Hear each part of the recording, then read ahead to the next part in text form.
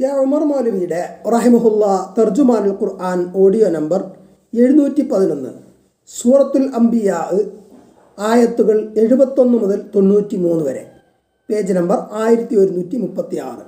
അഊദു ബില്ലാഹി മിനശ് ശൈത്വാനിർ റജീം. ബിസ്മില്ലാഹിർ റഹ്മാനിർ റഹീം. ونجيناه ولوطا إلى الأرض التي باركنا فيها للعالمين ووهبنا له إسحاق ويعقوب نافلة وكلا جعلنا صالحين وجعلناهم أئمة يهدون بأمرنا وأوحينا إليهم فعل الخيرات وإقام الصلاة وإيتاء الزكاة وكانوا لنا عابدين ولوطا آتيناه حكما وعلما ونجيناه من القرية التي كانت تعمل الخبائث إنهم كانوا قوم سوء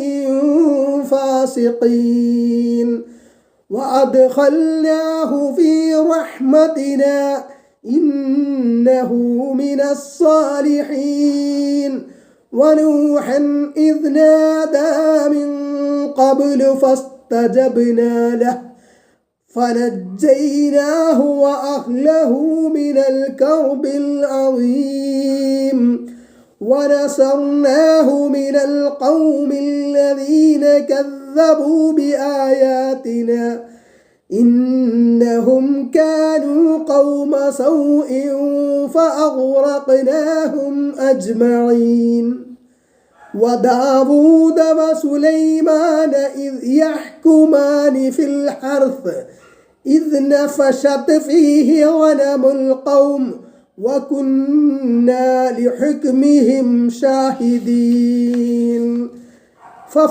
ففهمناها سليمان وكلا آتينا حكما وعلما وسخرنا مع داود الجبال يسبحن والطير وكنا فاعلين وعلمناه صنعة لبوس لكم لتحصنكم من بأسكم فهل أنتم شاكرون ولسليمان الريح عاصفة تجري بأمره إلى الأرض التي باركنا فيها وكنا بكل شيء عالمين ومن الشياطين من يغوصون له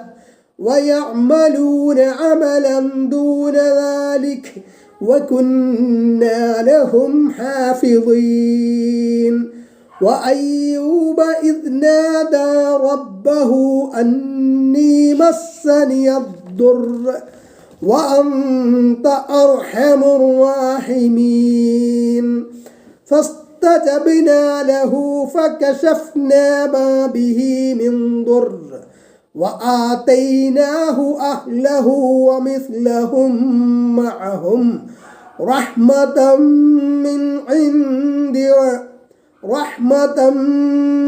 عندنا وذكرى للعابدين وإسماعيل وإدريس وذا الكفل كل من الصابرين وأدخلناهم في رحمتنا إنهم من الصالحين وذا النون إذ ذهب مغاضبا فظن أن لن نقدر عليه فنادى في الظلمات أن لا إله إلا أنت سبحانك إني كنت من الظالمين فاستجبنا له ونجيناه من الغم وكذلك ننجي المؤمنين وزكريا إذ نادى ربه رب لا تذرني فردا وأنت خير الوارثين فاستجبنا له ووهبنا له يحيى وأصلحنا له زوجه إنهم كانوا يسارعون في الخيرات ويدعوننا رغبا ورهبا وكانوا لنا خاشعين والتي أحصنت فرجها فنفخنا فيها من روحنا وجعلنا وابنها آية للعالمين إن هذه أمتكم أمة واحدة وأنا ربكم فاعبدون وتقطعوا أمرهم بينهم كل إلينا راجعون. ഉമർ മൗലവിയുടെ റഹിമഹുല്ല തർജുമാൻ അൽ ഖുർആൻ ഓഡിയോ നമ്പർ 712 സൂറത്തു അൽ അംബിയ ആയത്ത് 71 പേജ് നമ്പർ 1136 വനജൈനാഹു വലൂതൻ ഇലൽ അർദില്ലതി ബാറക്നാ ഫീഹാ ലിൽ ആലമീൻ. ലോകർക്ക് നാം വളരെ അനുഗ്രഹീതമാക്കി വെച്ചിട്ടുള്ള നാട്ടിലേക്ക് അദ്ദേഹത്തിനെയും ലൂത്തിനെയും നാം രക്ഷപ്പെടുത്തി. ഇറാഖാണ് ഇബ്രാഹിം നബി അലൈഹിസ്സലാമയുടെ ജന്മസ്ഥലം. മേൽപ്പറഞ്ഞ സംഭവങ്ങളെല്ലാം കഴിഞ്ഞിട്ടും ജനങ്ങൾ വിശ്വസിച്ചില്ല. അദ്ദേഹത്തിന് അവർ പ്രബോധന സ്വാതന്ത്ര്യം അനുവദിക്കുക പോലും ചെയ്തില്ല. അങ്ങനെ അദ്ദേഹവും സഹോദരപുത്രനായ ലൂത്ത് നബി അലൈഹിസ്സലാമയും കൂടി ഷാമിലേക്ക് ഹിജ്റ പോയി. സിറിയയാണ് മേൽപ്പറഞ്ഞ രാജ്യം. അള്ളാഹു അനുഗ്രഹിച്ച പ്രദേശമാണത്. വളരെയധികം പ്രവാചകന്മാർ പ്രബോധനം നടത്തിയ നാട്. തൗറാത്തും ഇഞ്ചീലും അവതരിക്കപ്പെട്ടത് അവിടെയാണ്. വളരെ സമ്പൽ സമൃദ്ധവും ഫലഭൂയിഷ്ടവുമാണ് ആ പ്രദേശങ്ങൾ. ഇബ്രാഹിം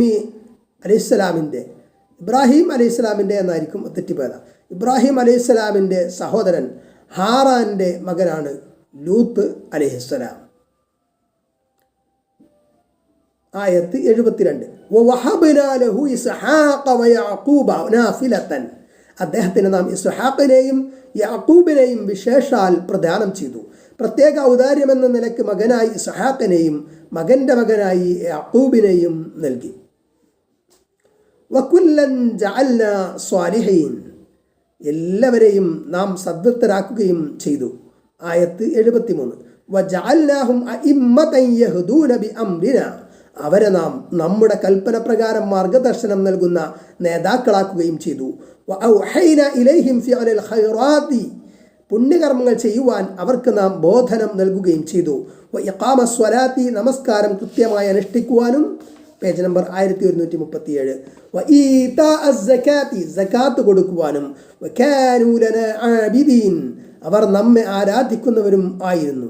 ആയത്ത് 74 പേജ് നമ്പർ 1137 വലൂതൻ ആതൈനാഹു ഹുക്മൻ വഇൽമ. ലൂത്തിന് വിജ്ഞാനവും വിധികർത്തൃത്വവും നാം നൽകി. വനജൈനാഹു മിനൽ ഖറിയത്തി ലത്തി കാനത് തഅമലുൽ ഖബായിസ്. ദുർവൃത്തികൾ ചെയ്തുകൊണ്ടിരിക്കുന്ന നാട്ടിൽ നിന്ന് അദ്ദേഹത്തെ നാം രക്ഷപ്പെടുത്തുകയും ചെയ്തു. ഇന്നഹും കാനൂ ഖൗമ സൗഇൻ ഫാസിഖീൻ. നിശ്ചയമായും അവർ താന്തോന്നികളായ ദുഷിച്ച ജനതയായിരുന്നു. ആയത്ത് 75 വഅദ്ഖൽനാഹു ഫി റഹ്മതിനാ ഇന്നഹു മിനസ് സ്വാലിഹീൻ. നമ്മുടെ കാരുണ്യത്തിൽ നാം അദ്ദേഹത്തെ ഉൾപ്പെടുത്തുകയും ചെയ്തു. നിശ്ചയമായും അദ്ദേഹം സദ്വൃത്തരുടെ കൂട്ടത്തിലാകുന്നു. ആയത്ത് 76 വനൂഹൻ ഇദ് നാദാ മിൻ ഖബ്ലു. നൂഹിനെയും ഓർക്കുക, മുമ്പ് അദ്ദേഹം പ്രാർത്ഥിച്ച സന്ദർഭം. മുമ്പ് എന്ന് വെച്ചാൽ മേൽപ്പറഞ്ഞവരുടെ മുമ്പ് എന്ന് സാരം. മേൽപ്പറഞ്ഞ പ്രവാചകന്മാരുടെ എല്ലാം മുമ്പാണല്ലോ നൂഹ് നബി അലൈഹിസ്സലാമയുടെ ആഗമനം. ബഹുദൈവാരാധനയെപ്പറ്റി ജനങ്ങൾക്ക് താക്കീത് നൽകുവാൻ അയക്കപ്പെട്ട ഒന്നാമത്തെ പ്രവാചകൻ നൂഹ് നബി അലൈഹിസ്സലാമയാണ്. ആദം നബി അലൈഹിസ്സലാമയ്ക്ക് ശേഷം കുറെ കാലം വരെ ബഹുദൈവാരാധന ഉണ്ടായിരുന്നില്ല. പിന്നീട് വദ്, സുവാ മുതലായ ഔലിയാക്കളെ ജനം ആരാധിക്കാൻ തുടങ്ങി. അപ്പോഴാണ് അള്ളാഹു നൂഹ് നബി അലൈഹിസ്സലാമയെ നിയോഗിച്ചത്. ഈ വിവരം സൂറത്ത് നൂഹിൽ വിശദീകരിച്ച് പറയുന്നുണ്ട്. ദീർഘകാലം അദ്ദേഹം പ്രബോധനം നടത്തി. എന്നാൽ വളരെ ചുരുക്കം ആളുകൾ മാത്രമേ വിശ്വസിച്ചുള്ളൂ. അവസാനം കഠിനധിക്കാരികളായ പരമദ്രോഹികളായ ജനങ്ങളെ നശിപ്പിക്കുവാൻ അദ്ദേഹം പ്രാർത്ഥിച്ചു. ഫസ്തജബ്നാ ലഹു, അപ്പോൾ അദ്ദേഹത്തിന് നാം ഉത്തരം നൽകി. ഫനജയ്നാഹു വഅഹ്ലഹു മിനൽ കർബിൽ അദീം, അങ്ങനെ നാം അദ്ദേഹത്തെയും അദ്ദേഹത്തിൻ്റെ കുടുംബത്തെയും വമ്പിച്ച ദുരിതങ്ങളിൽ നിന്ന് നാം രക്ഷപ്പെടുത്തി. ആയത്ത് 77. വനസർനാഹു മിനൽ ഖൗമിൽ ലദീന കദ്ദബു ബിആയാതിനാ, നമ്മുടെ ദൃഷ്ടാന്തങ്ങളെ തള്ളിക്കളഞ്ഞ ജനങ്ങളിൽ നിന്ന് അദ്ദേഹത്തിന് നാം സഹായം നൽകുകയും ചെയ്തു. ഇന്നഹും കാനൂ ഖൗമ സൗഇൻ, നിശ്ചയമായും അവർ ദുഷിച്ച ജനതയായിരുന്നു. Page number 1138. ഫഅഗ്റഖ്നാഹും അജ്മഈൻ, അങ്ങനെ അവരെ ഒന്നടങ്കം നാം മുക്കി നശിപ്പിച്ചു. ഇവിടെ നൂഹ് നബി അലൈഹിസ്സലാമയുടെ ഭാര്യയും ഒരു മകനും ഈ മുക്കിക്കൊല്ലപ്പെട്ടവരിൽ പെട്ടുപോയത് ഖുർആൻ വ്യക്തമാക്കിയത് ഓർക്കുക.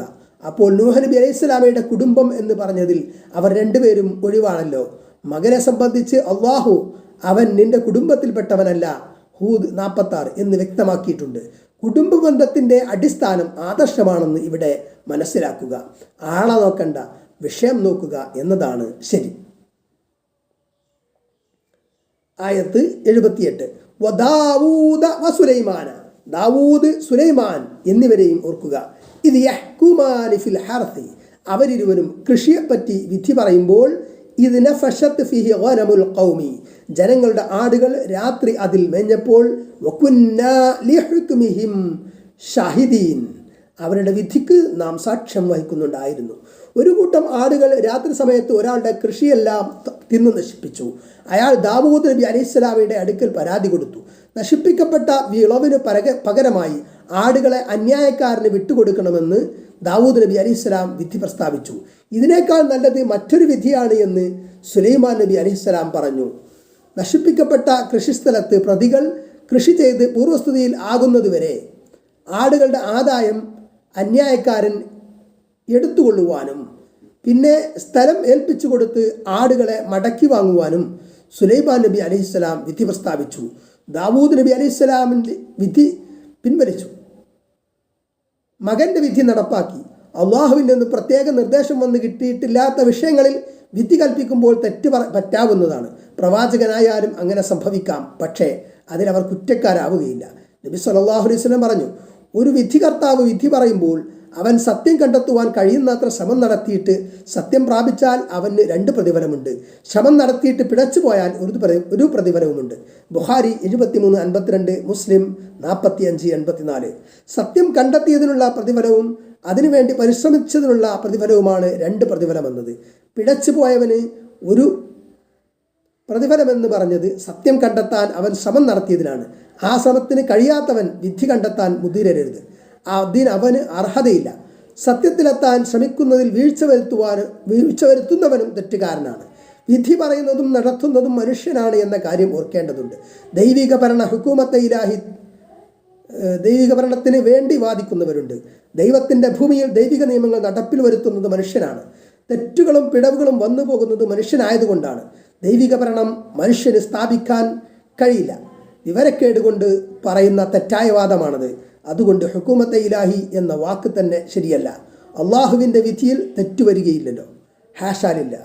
ഹദീസ് ഗ്രന്ഥങ്ങളിൽ വിശദീകരിച്ചിട്ടുള്ള സുലൈമാൻ നബി അലൈഹിസ്സലാമയുടെ മറ്റൊരു സംഭവത്തിൻ്റെ ചുരുക്കം: ഓരോ കുട്ടി വീതമുള്ള 2 സ്ത്രീകളിൽ ഒരുവളുടെ കുട്ടിയെ ചെന്നായ പിടിച്ചു. ബാക്കിയായ കുട്ടി തൻ്റേതാണെന്ന് വാദിച്ചുകൊണ്ട് 2 സ്ത്രീകളും ദാവൂദ് അലൈഹിസ്സലാമയുടെ അടുക്കലെത്തി അന്യായം ബോധിപ്പിച്ചു. അദ്ദേഹം വലിയ സ്ത്രീക്ക് കുട്ടിയെ വിധിച്ചു. പിന്നീട് ഇരുവരും സുലൈമാൻ നബി അലൈഹിസ്സലാമയുടെ അടുക്കലെത്തി. അദ്ദേഹം പറഞ്ഞു, ഒരു കത്തി കൊണ്ടുവരൂ, കുട്ടിയെ 2ആയി പിളർന്ന് ഒരു ഭാഗം ഒരുവൾക്കും മറ്റേ ഭാഗം രണ്ടാമത്തവൾക്കും കൊടുക്കാം. ബുഖാരി 32:44. ചെറിയ സ്ത്രീ അങ്ങനെ ചെയ്യരുതെന്ന് അപേക്ഷിച്ചു. വലിയവൾക്ക് ആ വിധി സ്വീകാര്യമായിരുന്നു. അദ്ദേഹത്തിന് കാര്യം മനസ്സിലായി. കുട്ടിയെ ചെറിയവൾക്ക് വിധിച്ചു. യഥാർത്ഥ മാതാവിന് കുട്ടിയെ പിളർക്കുന്നത് അസഹ്യമായിരിക്കുമല്ലോ. ഇവിടെ അതായത് അള്ളാഹുവിൻ്റെ കലിമത്ത് ഉന്നതിയിലാവാൻ, അതിന് സാമൂഹിക വ്യവസ്ഥയിൽ രാഷ്ട്ര നിർമ്മിതിയിൽ ഒക്കെ ഔന്നത്യമുണ്ടാകുന്നതിന് വേണ്ടി പ്രവർത്തിക്കുക. അത് സമാധാന മാർഗത്തിലൂടെ പ്രവർത്തിക്കാം. പക്ഷേ ഇവിടെ പറഞ്ഞതുപോലെ അള്ളാഹുവിൻ്റെ ആ ശരീഅത്ത് അത് നടപ്പാക്കുന്നത് യഥാർത്ഥത്തിൽ ഭൂമിയിൽ മനുഷ്യരായിരിക്കും എന്നതാണ്. അത് അള്ളാഹു ഉദ്ദേശിച്ച പ്രകാരമേ നടക്കൂ എന്നത് മറ്റൊരു വിഷയമാണ്. ഉമർ മൗലവിയുടെ റഹിമഹുല്ലാ തർജുമാനുൽ ഖുർആൻ ഓഡിയോ നമ്പർ 713, സൂറത്തുൽ അംബിയ ആയത്ത് 79, പേജ് നമ്പർ 1139. ഫഫഹംനഹാ സുലൈമാന, അപ്പോൾ സുലൈമാനെ അത് നാം ഗ്രഹിപ്പിച്ചു. വകുല്ലൻ ആതൈനാ ഹുക്മൻ വഇൽമ, എല്ലാവർക്കും അതായത് ഇരുവർക്കും നാം വിധികർത്തൃത്വവും അറിവും നൽകി. വസഖർനാ മഅ ദാവൂദൽ ജിബാല യുസബ്ബിഹ്ന, ദാവൂദിനോടൊപ്പം സ്തുതികീർത്തനങ്ങൾ നടത്തുന്ന നിലയിൽ പർവ്വതങ്ങളെ നാം വഴിപ്പെടുത്തി കൊടുത്തു. ദാവൂദ് നബി അലൈഹിസ്സലാം തസ്ബീഹ് ചെയ്യുമ്പോൾ അതിനൊപ്പം പർവ്വതങ്ങൾ കീർത്തനം ചെയ്യുന്നു. പർവ്വതങ്ങളെ ദാവൂദ് നബിക്ക് കീഴ്പ്പെടുത്തി എങ്ങനെയൊക്കെ ആയിരിക്കുമെന്ന്, പർവ്വതങ്ങളെ ദാവൂദ് നബിക്ക് കീഴ്പ്പെടുത്തിയത് എങ്ങനെയൊക്കെ ആയിരുന്നുവെന്ന് നമുക്കറിഞ്ഞുകൂടാ. അദ്ദേഹത്തിൻ്റെ കീർത്തനങ്ങൾ അത്യന്തം ശ്രുതിമധുരമായിരുന്നു അത്രേ. വത്വൈറ, പക്ഷികളെയും നാം വഴിപ്പെടുത്തി. വകുന്ന ഫാഇലീൻ, നാം ആയിരുന്നു അതെല്ലാം ചെയ്തു കൊണ്ടിരുന്നത്. പക്ഷികളെ കീഴ്പ്പെടുത്തി കൊടുത്തത് എങ്ങനെയെന്നതും നമുക്ക് അജ്ഞാതമാണ്. ഈ അത്ഭുത കൃത്യങ്ങളുടെ കർത്താവ് നാം തന്നെയാണ് എന്ന് അള്ളാഹു പറയുന്നു. സുലൈമാന ദാവൂദ് മറ്റോ അല്ല. ഈ തത്വം നാം പ്രത്യേകം ശ്രദ്ധിക്കേണ്ടതാകുന്നു. ഈ അപൂർവ അത്ഭുത കൃത്യങ്ങളുടെ കർത്താക്കൾ അമ്പിയാക്കളും ഔലിയാക്കളുമാണെന്ന് ചില ആളുകൾ വാദിക്കുമെന്ന് അള്ളാഹു മുൻകൂട്ടി അറിയുന്നതിനാലായിരിക്കണം പരമകാരുണികൻ ഇപ്രകാരം പറഞ്ഞത്. ദാവൂദ് നബി അലൈഹി സ്വലാമയുടെ കീർത്തനങ്ങളും ശബ്ദമാധുര്യവും പ്രസിദ്ധമാണ്. അബൂ മൂസൽ അഷ്അരി റളിയല്ലാഹു അൻഹുവിൻ്റെ ഖുർആൻ പാരായണം നബി സല്ലല്ലാഹു അലൈഹി വസല്ലമയെ ആകർഷിച്ചു. അദ്ദേഹത്തോട് പ്രവാചകൻ പറഞ്ഞു, ദാവൂദ് കുടുംബത്തിൻ്റെ വീണനാദങ്ങളിൽ നിന്ന് ഒന്ന് നിങ്ങൾക്ക് ലഭിച്ചിട്ടുണ്ട്. ബുഖാരി 50:48, ആയത്ത് 80. വഅല്ലംനാഹു സ്വൻഅത ലബൂസിൽ ലക്കും, നിങ്ങളുടെ യുദ്ധവിപത്തിൽ നിന്ന് നിങ്ങളെ കാക്കുവാൻ നിങ്ങൾക്കൊരുടുപ്പ് ഉണ്ടാക്കുന്നത് അദ്ദേഹത്തെ നാം പഠിപ്പിക്കുകയും ചെയ്തു. ഫഹൽ അൻതും ഷാകിറൂൻ, എന്നിട്ട് നിങ്ങൾ നന്ദി കാണിക്കുന്നവരാണോ? യുദ്ധത്തിൽ അണിയുന്ന കവചമാണ് ഇവിടെ ഉദ്ദേശിക്കുന്നത്. ലോകത്ത് ആദ്യം അതുണ്ടാക്കിയത് ദാവൂദ് നബി അലൈഹിസ്സലാമയാണ്. ഈ കഴുത്തൊഴിലായിരുന്നു അദ്ദേഹത്തിൻ്റെ ജീവിത മാർഗം. അധ്വാനിച്ച് ഉപജീവനം തേടുന്നതിൻ്റെ ഉത്കൃഷ്ടതയെ സംബന്ധിച്ച് നബി സല്ലല്ലാഹു അലൈഹി വസല്ലമ പല തവണ പ്രസ്താവിച്ചതായി കാണാം. സക്കരിയ അലൈഹിസ്സലാം മരപ്പണിക്കാരനായിരുന്നു എന്ന് ഹദീസിലുണ്ട്. Page number 1140. മുസ്ലിം 63:12. നബി സല്ലല്ലാഹു അലൈഹി വസല്ലമ പറഞ്ഞു, സ്വന്തം അധ്വാനത്തിൽ നിന്ന് ഭക്ഷണം കഴിക്കുന്നതിനേക്കാൾ ഉത്തമമായൊരു ഭക്ഷണം ഒരാളും കഴിച്ചിട്ടില്ല. തീർച്ചയായും ദാവൂദ് അലൈഹിസ്സലാം സ്വയം അധ്വാനിച്ചതിൽ നിന്നാണ് ആഹാരം കഴിച്ചിരുന്നത്. ബുഖാരി 20:72, ആയത്ത് 81. വലി സുലൈമാന റിഹ ആസിഫത്തൻ, ശക്തമായ വീശുന്ന കാറ്റിനെ സുലൈമാന് നാം വഴിപ്പെടുത്തി കൊടുത്തു. തജ്രീബി അംരിഹി, ആ കാറ്റ് അദ്ദേഹത്തിൻ്റെ കൽപ്പനയനുസരിച്ച് നീങ്ങുന്നു.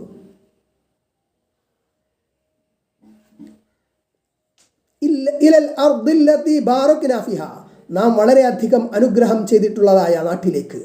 വകുന്ന ബികുല്ലി ഷൈഇൻ ആലിമീൻ, നാം എല്ലാ വിഷയങ്ങളും അറിയുന്നവരായിരുന്നു.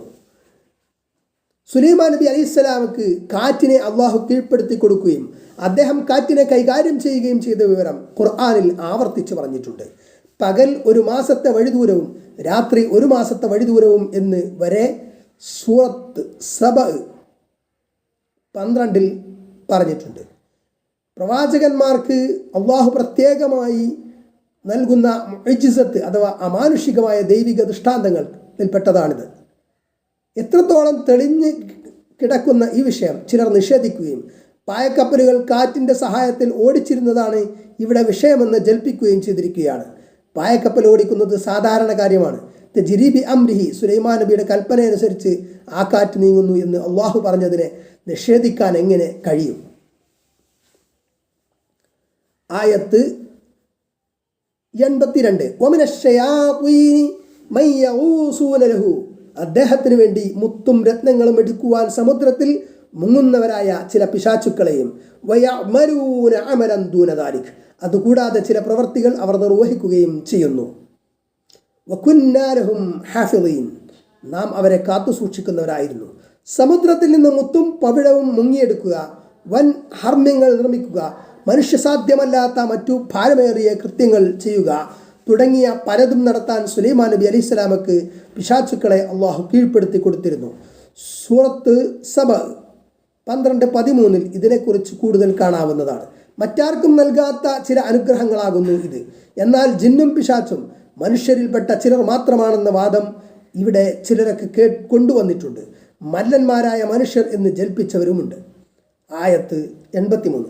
വഅയ്യൂബ ഇദ് നാദാ റബ്ബഹു, അയ്യൂബിനെയും ഓർക്കുക, അദ്ദേഹം തൻ്റെ റബ്ബിനോട് പ്രാർത്ഥിച്ച സന്ദർഭം. അന്നി മസ്സനിയ ദുർറു, തീർച്ചയായും എന്നെ കഷ്ടപ്പാട് ബാധിച്ചിരിക്കുന്നു എന്ന്. Page number 1141. വഅന്ത അർഹമുർ റഹീമീൻ, കാരുണ്യവാന്മാരിൽ ഏറ്റവും വലിയ കാരുണ്യവാൻ നീ തന്നെയാണല്ലോ. വളരെ അപൂർവമായ നിലയിൽ സുഖവും സൗകര്യങ്ങളും ഐശ്വര്യവും പ്രതാപവും നൽകി അള്ളാഹു അനുഗ്രഹിച്ച സുലൈമാൻ നബി അലൈഹി സ്വലാമയെ പറ്റിയാണ് തൊട്ടു മുമ്പ് പറഞ്ഞത്. അതിൻ്റെ മറുവശത്ത് വളരെയധികം പ്രയാസവും ദുരിതവും നൽകി പരീക്ഷിച്ച അയ്യൂബ് നബി അലൈഹി സ്വലാമയെ പറ്റി ഇപ്പോൾ പറയുന്നു. ഇങ്ങനെ വൈവിധ്യമാർന്ന അനുഭവങ്ങളിലൂടെ പ്രവാചകന്മാരെ തന്നെ അള്ളാഹു ശക്തമായ പരീക്ഷണത്തിന് വിധേയമാക്കിയിട്ടുണ്ട്. അനുഗ്രഹങ്ങളിൽ നന്ദി ചെയ്തും ദുരിതങ്ങളിൽ സഹനം അവലംബിച്ചും അവർ പരീക്ഷണങ്ങളെ അതിജീവിച്ചു. അള്ളാഹു അവരെ സ്ഫുടം ചെയ്തെടുത്തു. ഇത്തരം പരീക്ഷണങ്ങൾ നമ്മളിലും വരാവുന്നതാണ്. അപ്പോഴൊക്കെ ഈ മാതൃക അവലംബിക്കുവാനാണ് ഇതിലൂടെ പഠിപ്പിക്കുന്നത്. ഉമർ മൗലവിയുടെ റഹിമഹുല്ല തർജുമാനുൽ ഖുർആൻ ഓഡിയോ നമ്പർ 714, സൂറത്തുൽ അംബിയ ആയത്ത് 84, പേജ് നമ്പർ 1141. ഫസ്തജബ്നാ ലഹു, അദ്ദേഹത്തിന് നാം ഉത്തരം നൽകി. ഫകശഫ്നാ മാ ബിഹി മിൻ ദുർരിൻ, എന്നിട്ട് അദ്ദേഹത്തിനുണ്ടായിരുന്ന കഷ്ടപ്പാട് നാം നീക്കുകയും ചെയ്തു.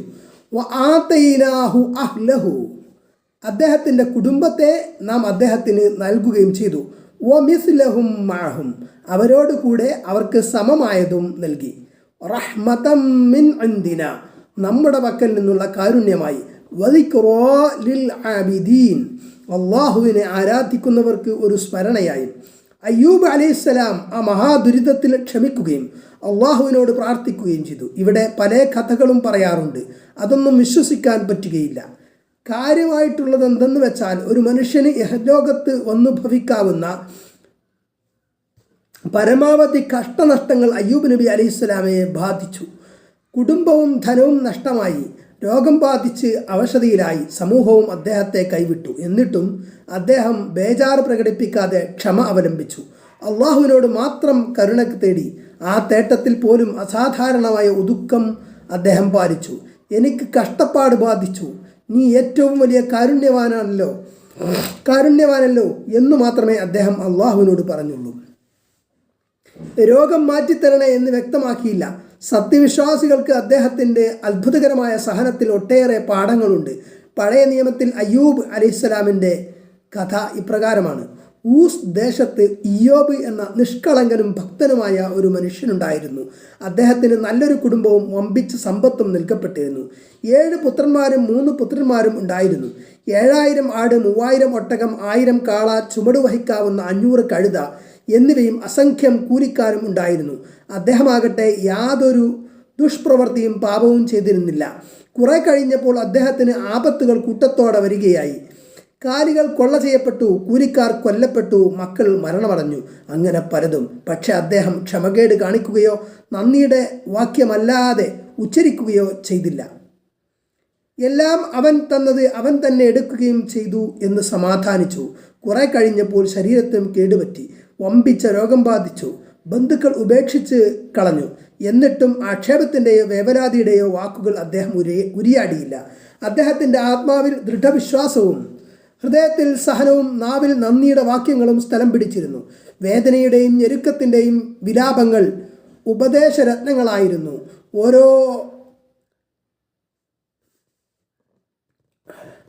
ഓരോ ഞരക്കവും സ്തോത്ര കീർത്തനമായിരുന്നു.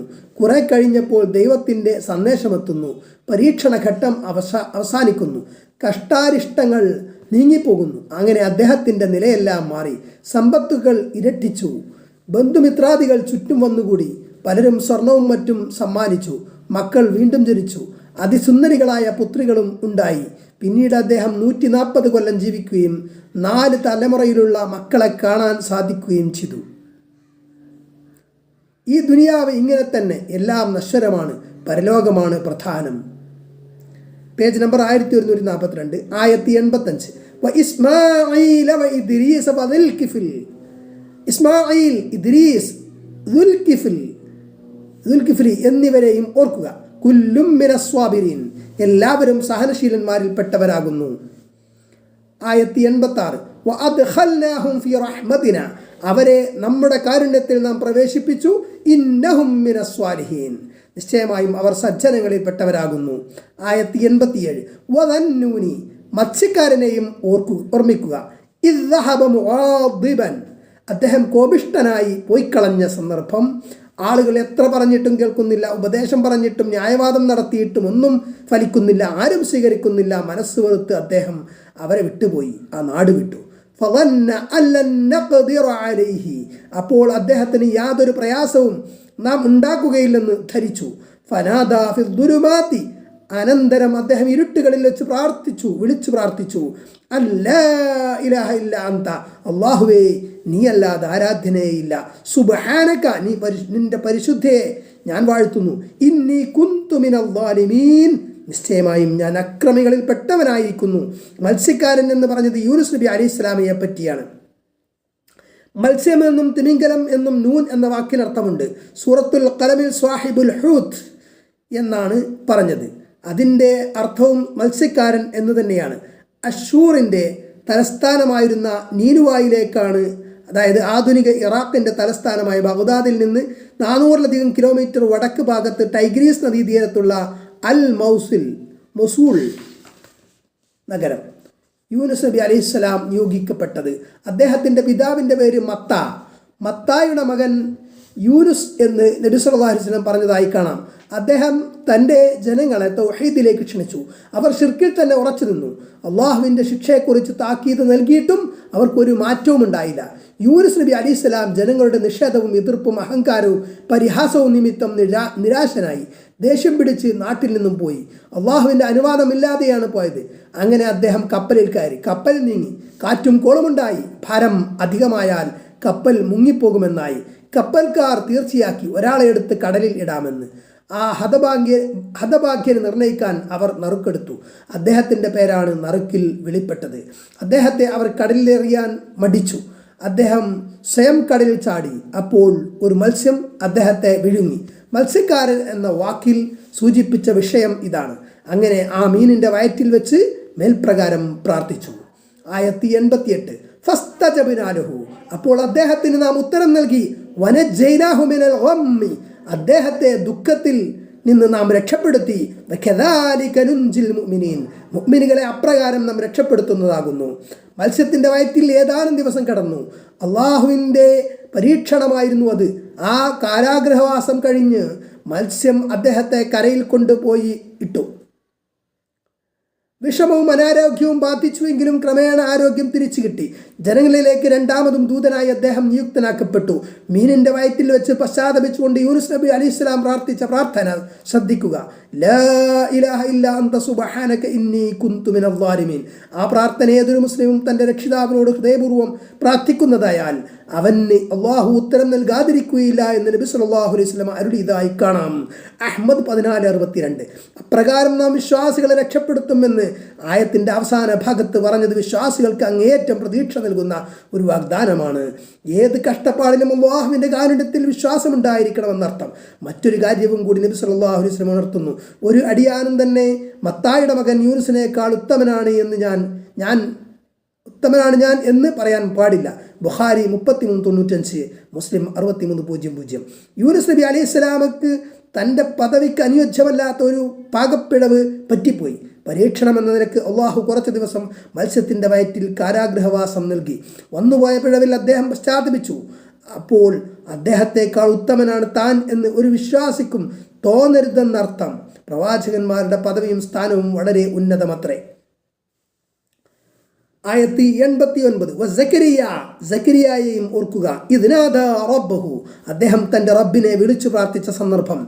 Page number 1144. റബ്ബി ലാ തദർനി ഫർദാ, എൻ്റെ നാഥ എന്നെ നീ ഒറ്റയായി വിടരുതേ, എനിക്ക് പിന്തുടർച്ചാവകാശി ഇല്ലാതാക്കരുതേ, എനിക്ക് ഒരു മകനെ നൽകണമേ, നന്മയുടെ വഴിയിൽ ജനങ്ങളെ നയിക്കുന്ന ഒരു പിൻഗാമിയെ എനിക്ക് നൽകണേ. വ അന്ത ഖൈറുൽ വാരിസീൻ, നീ അനന്തരമെടുക്കുന്നവരിൽ ഏറ്റവും ഉത്തമനാണല്ലോ. ആയത്ത് 90.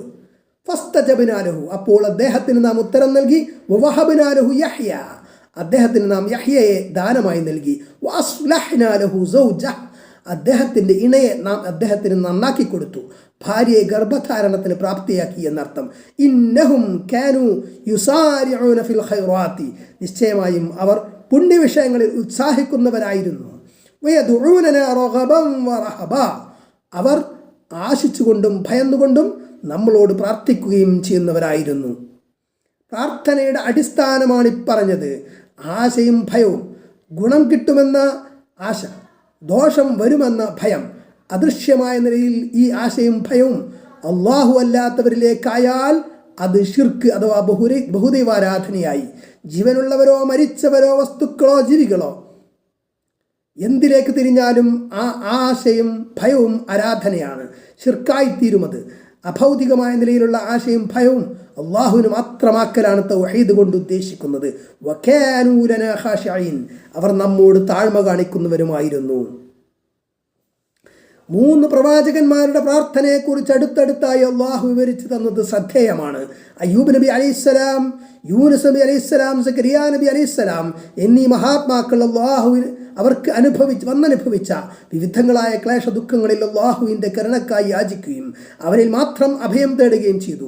വയോവൃദ്ധനായ അവസ്ഥയിൽ തൻ്റെ പത്നി വന്ധ്യയായിരുന്നിട്ടും സക്കരിയ നബി അലൈഹിസ്സലാമക്ക് അള്ളാഹുവിൻ്റെ കാരുണ്യത്തെക്കുറിച്ച് ആശമുറഞ്ഞില്ല.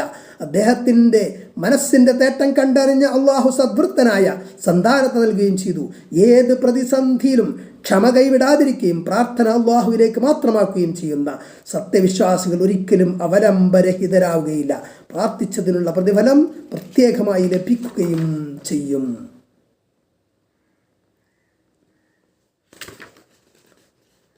ആയത്ത് 91. വല്ലതി അഹ്സനത് ഫർജഹ, തൻ്റെ ഗുഹ്യസ്ഥാനം കാത്തു സൂക്ഷിച്ചവളെയും ഓർക്കുക. ഫനഫഖ്നാ ഫീഹാ മിർ റൂഹിനാ, അങ്ങനെ നമ്മുടെ ആത്മാവിൽ നിന്ന് നാം അവളിൽ ഊതി. Page number 1145.